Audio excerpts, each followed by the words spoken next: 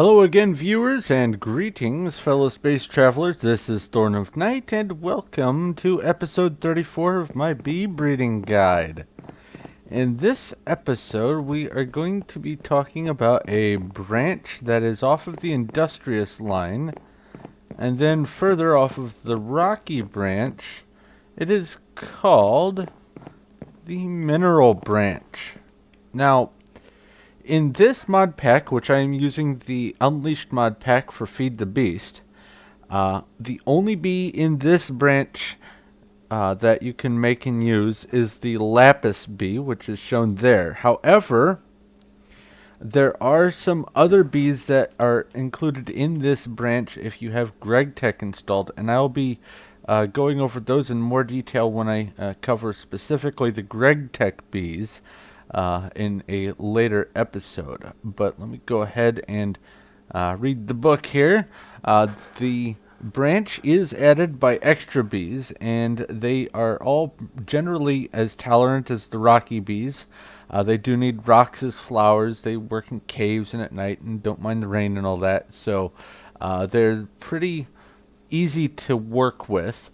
But like I said, if GregTech is installed, this branch includes 5 additional bees. They are called the sodalite, the pyrite, the bauxite, the cinnabar, and the sphalerite. I, however, do not have GregTech installed on this mod pack, so I cannot demonstrate them to you in this episode, but I am going to include this branch as part of this tutorial's download, which you can find the link to the download in the description below. So you can at least go take a look at the lapis, and it is useful for getting lapis. It spits out this lapis comb, which does give you beeswax and honey and a lot of lapis lazuli. So let's go take a look at it.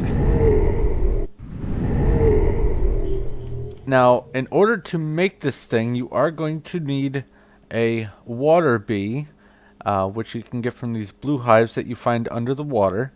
And you are also going to need a resilient bee, which you get from the Rocky branch. You can either go watch my Rocky video, which I'll have a link to below also, if you need to know how to do that, or you can, if you have downloaded this map, you can just hop through the book and go to the Rocky bee or the Rocky branch and find out how to do it in a more hands-on environment. But this bee does produce in this mod pack, so here we go, Lapis Princess. So I'm going to go ahead and grab that and just see how long it took me to make this. 1 generation. Okay. I seem to recall it taking more than that. Maybe I'm mistaken. How much? No, it took a lot more than 1 generation. I guess this is the 1 generation on the rebreed, because since I am in a different environment, I don't like to use the water princess as the water princess to make the queen for breeding, since even though I have the lily pad and all that, I can't put the hive underwater and it worked for both. So whenever it reverted, I had to just keep grabbing a resilient princess and breed it with the waters. But if you need to take a poke at this, and actually let me go ahead and do some comparisons. If you need to take a poke at this in person to see what I did and to get some practice in yourself, like I said, this map will be available for download through a link in the description below. And this isn't even close to a purebred at all. But I will leave these here for you to take a look at. But what we need to do next is look at the actual output. These 5 hives all had a princess, or a queen rather, run the cycle once. And as you can see, they spit out 1 drone. And they stand a chance of spitting out up to 1 or 2 different comb.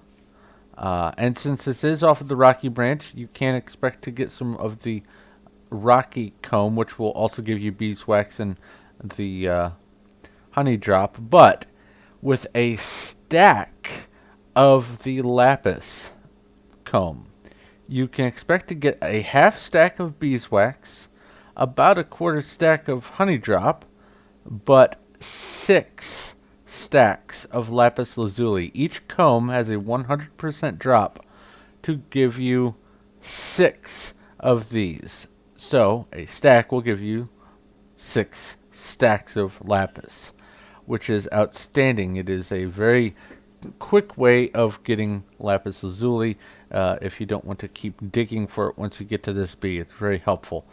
And lapis comes into play in more than just dyeing sheep, so it is a useful one to pursue. Now, the lapis bee is not used to create any future breeds of bees, so this is pretty much the end of the line here.